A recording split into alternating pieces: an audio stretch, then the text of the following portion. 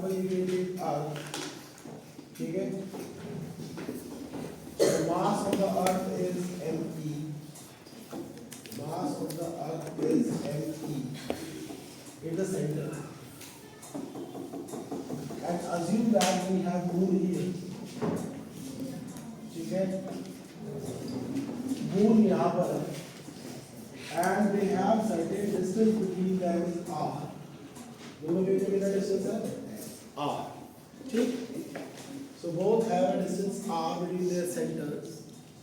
Mass of the moon is m, mass of the moon is m only, m. So mass of the moon is this. Now we are sending a rocket from the earth's surface towards the moon, ठीक है, clear? So this, if we send a rocket towards the moon, ठीक है, at what distance? At what distance from the earth or maybe from the moon they can ask, ठीक है? This is rocket. So question है, at what distance? पहला question कर दिया मैंने from moon, दूसरा क्वेश्चन कर दिया मैंने from, फर्स्ट कर दिया मैंने मून, सेकंड कर दिया मैंने अर्थ, ठीक है, at which for net force of the rocket क्या होना चाहिए बताइए, net force of the rocket, बोलो, रॉकेट है 0, समझ में आया, समझ में आया क्वेश्चन क्या बोल रहा है, ऐसा पॉइंट बताना है उनका फोर्स, नेट फोर्स क्या हो जाए 0। ऑब्वियसली ये बात याद रखनी है तुम लोगों को कि हमेशा जब भी रॉकेट का मास, मतलब रॉकेट पर नेट फोर्स 0 होगा, वो हमेशा मून के तरफ ज्यादा होगा। क्यों मून की तरफ होगा? मून का मास कम है, तो मून का मास कम है, अर्थ का मास ज्यादा है, सही है। तो अर्थ के अगर अर्थ का मास पहले ही ज्यादा है तो उसका ग्रेविटेशनल फोर्स ज्यादा होगा। और अगर मैंने डिस्टेंस भी कम कर दिया, मतलब मैंने उसको अर्थ के पास ही बोला कि अर्थ के पास 0 होगा, तो सोचो उसका तो ग्रेविटेशनल फोर्स और ज्यादा हो जाएगा। डिस्टेंस भी कम है, मास भी ज्यादा है, inversely proportional to distance, square of the distance. तो कभी मैच कर पाएगा moon?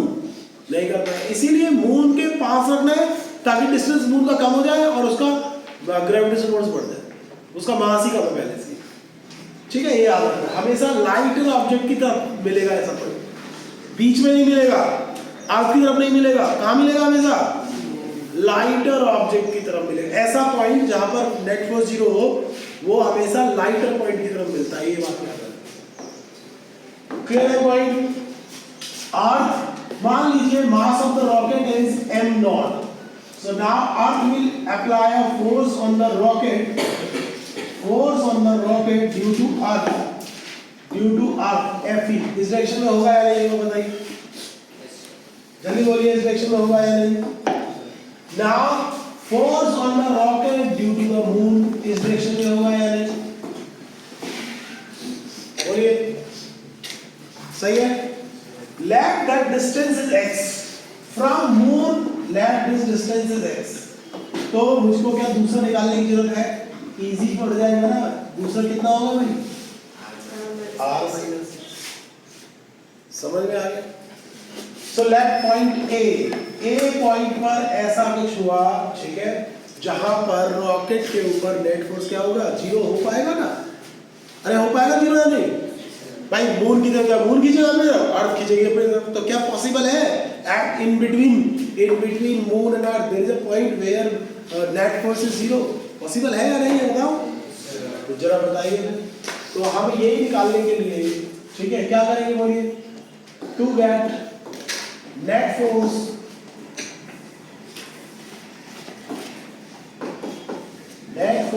on the rocket is 0 at point A, at point A क्या होना चाहिए हमारे पास, बताइए क्या कंडीशन होनी चाहिए बेटा, what should be the condition, FE must be equal to FE must be equal to FE किसके बराबर होना चाहिए, FM के बराबर, पता नहीं बात। अब जरा बताओ, FE मतलब force on the rocket due to earth and force on the rocket due to moon, FM। क्या बात समझ में आई, चलिए बताइए FE कितना होगा बोलिए, G mass of the rocket into mass of the earth divided by r minus x whole square, सही है क्या, equal to G mass of the rocket into mass of the moon divided by x square, is that okay? जल्दी बताइए, समझ में आया कितना है,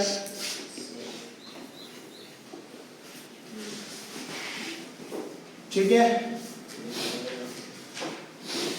तो G से G कैंसिल हो गया,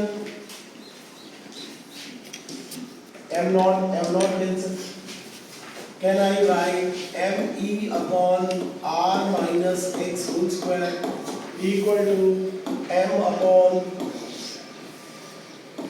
x स्क्वायर, सही है क्या, तो x upon R minus x whole square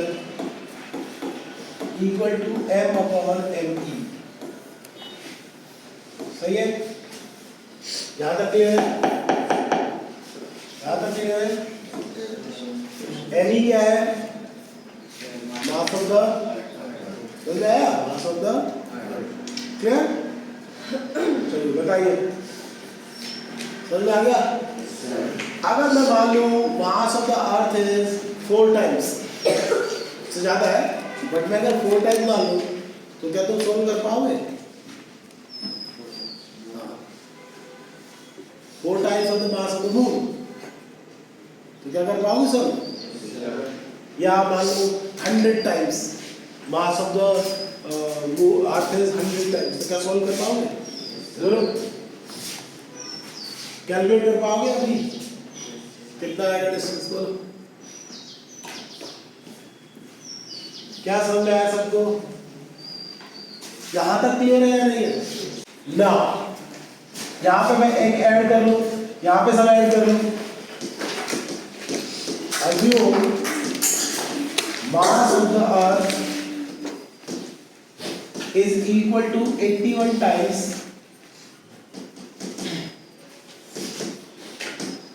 mass of moon,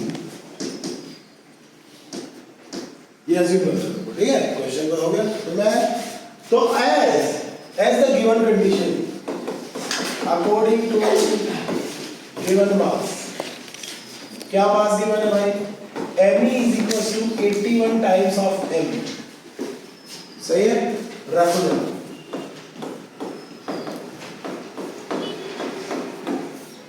M upon 81, क्या M से M कट गया, अब कितने लोग हैं इसको सॉल्व कर देंगे, जल्दी सॉल्व करिए, बड़ा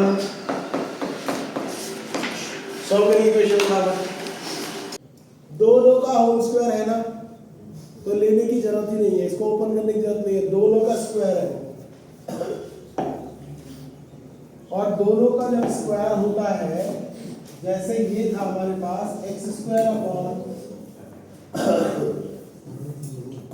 r minus x whole square equal to 1 upon 81, ठीक है, जब ऐसा आ रहा है तो सीधे लिख दो x upon r minus x का होल स्क्वायर लिख सकते हैं, और इसको बना सकते हैं 1 अपॉन 81, और फाइनली हम लिख सकते हैं r minus x equal to 1 upon 81 under root, कितना बचेगा बताइए, x upon r minus x equal to 1 upon 9, अब कर दीजिए क्रॉस मल्टीप्लाई, तो 9x equal to r minus x, तो ये हो जाएगा फिर कितना, 9x प्लस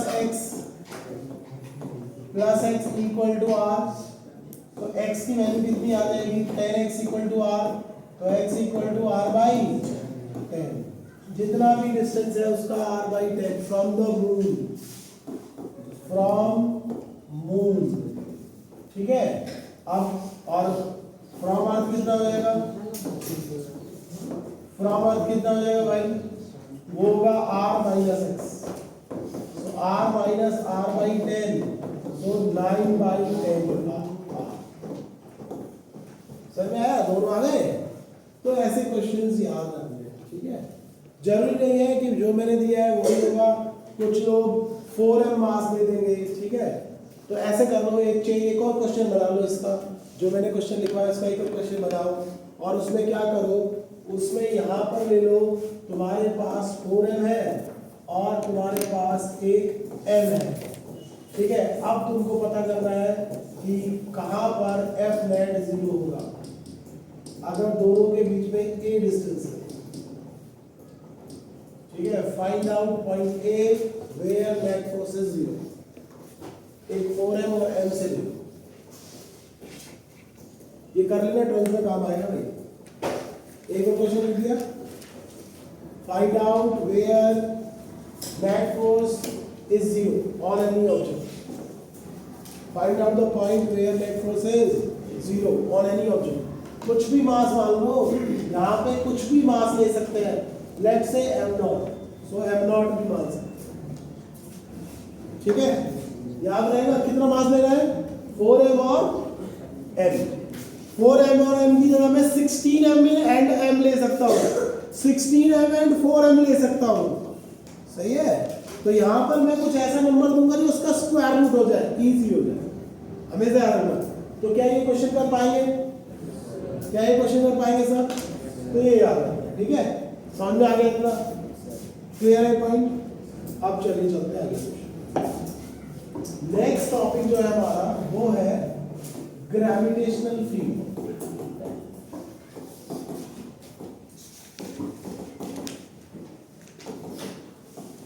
किसी ऑब्जेक्ट का ग्रेविटेशनल फील्ड कहां तक होता है, up to infinity, up to infinity, because जो फोर्स है हम उसी को फोर्स को ही कहते हैं। सो ग्रेविटेशनल फील्ड स्पेशली याद रखना, इट इज अ रीजन और space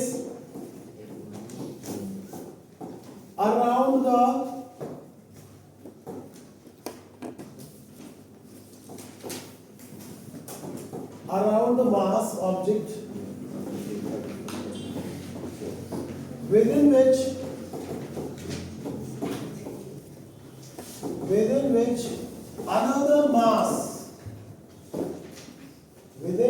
another mass can experience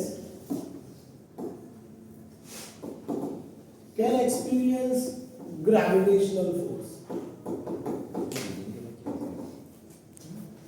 gravitational या gravitational attractive force, gravitational force. और वो किस नेचर का होता है, किस नेचर का होता है, किस नेचर का होता है बताइए, अट्रैक्टिव इन नेचर, ठीक है। क्या होता है वो, अट्रैक्टिव इन नेचर, ठीक है। तो यही सेम इक्वेशन होगी कहां पर, सेम डेफिनेशन होगी कहां पर, 12th क्लास में। क्या बोलेंगे, ग्रेविटी से वहां होगा इलेक्ट्रोस्टैटिक फील्ड, तो वह electrostatic field in which electrostatic force is experience, ठीक है। So mass can experience gravitational force, ठीक है। Another mass, any another mass, ठीक है। कोई और दूसरा मास उस फील्ड में आएगा, तो जैसे अर्थ के फील्ड में, तो अर्थ के फील्ड में कोई भी आए तो अर्थ उसके ऊपर फोर्स लगाएगी या नहीं लगाएगी बताइए, तो वही क्या हो गया, वो ग्रेविटी। तो अर्थ का ग्रेविटेशनल फील्ड कहां तक एंड करेगा, इन्फिनिटी। क्यों इन्फिनिटी तक होगा, क्योंकि फोर्स का फॉर्मूला क्या है जरा बताओ, F equal to G m1 m2 over r square. अब बताओ F कब जीरो होगा, when r is very large, मतलब इन्फिनिटी। r का वैल्यू कितना होना चाहिए, तभी क्या होगा, फोर्स जीरो, ठीक है। लेकिन वीक हो जाता है, जरूरी नहीं है कि मतलब बहुत ज्यादा मतलब हाई फोर्स लगाना, बहुत वीक फोर्स लगाएगा, इसलिए हम उसको नेग्लेक्ट भी कर देते हैं। समझ में आया, इज दैट ओके। ये क्या है भाई, ग्रेविटेशनल फील्ड क्या है, it's a region, it's a space. Is it a quantity, is it a quantity, नहीं। लेकिन अब हम क्वांटिटी बनाने जा रहे हैं इसी चीज, ठीक है, इसी चीज को क्वांटिटी बनाने जा रहे हैं। तो कुछ लोग बोलेंगे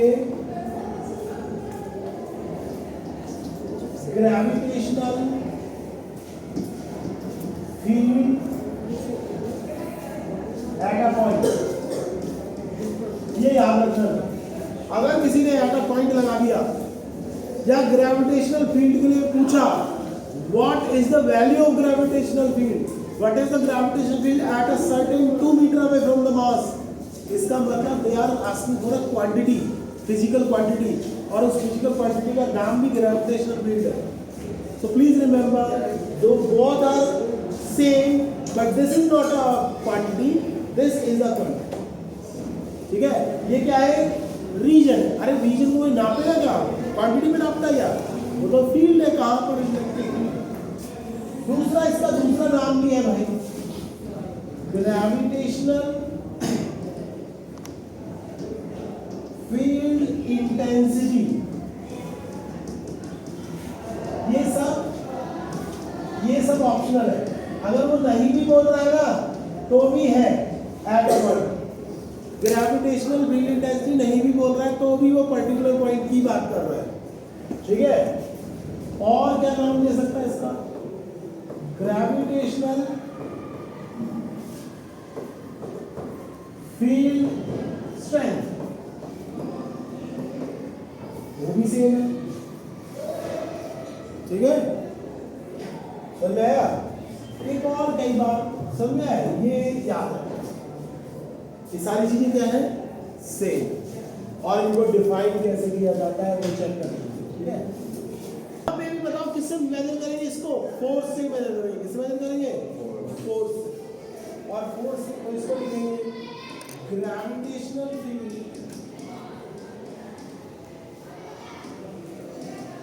भाई मैं फील्ड लिखूंगा या ग्रेविटेशनल, मैं शॉर्टकट में लिख रहा हूँ, ठीक है, बार बार लिख, gravitational field intensity at a point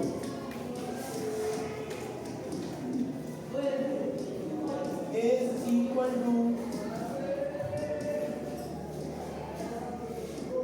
force is equal to gravitational force,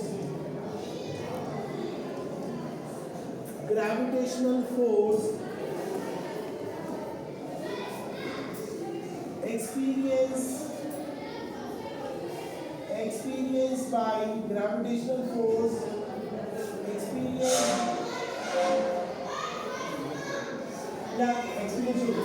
gravitational force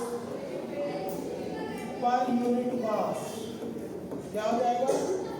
gravitational force per unit mass, gravitational force per unit mass. ठीक है, क्लियर? क्या होगा भाई? या फिर इसको ऐसे भी लिख सकते हैं, यहाँ के बाद इसको चेंज कर सकते हैं। क्या कर सकते हैं? Gravitational force